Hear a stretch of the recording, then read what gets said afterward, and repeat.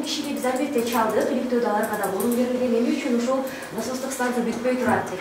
Журналисттик иликтөөлөр коомдук бирикмеси тарабынан Баткенде таза суу жана сууга суу боюнча иликтөөнүн жыйынтыгы тууралуу коомдук талкуу жүргүзүлдү.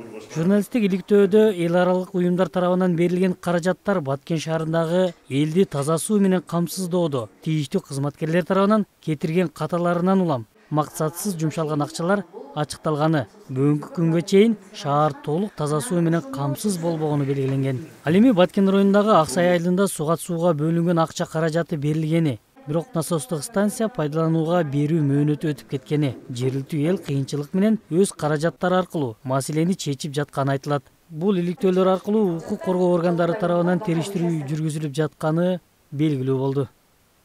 Биз фонд катары жөн эле баягы материалды каржылап турган баягы чыгарып койбостон ошол иликтөөнү аягына чейин баягы мамлекеттик органдарга жеткирип, ал иликтөө боюнча запростурду жөнөтүп атабыз. Мына ушундай иликтөө чыкты.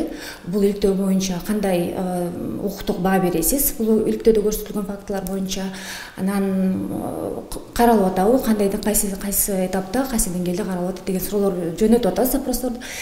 Эң жакшы нерсе мамлекеттик органдар бизге жооп берип атат. Эки журналисттик иликтөө боюнча бизде кат келди, прокуратурадан эки иш козголду.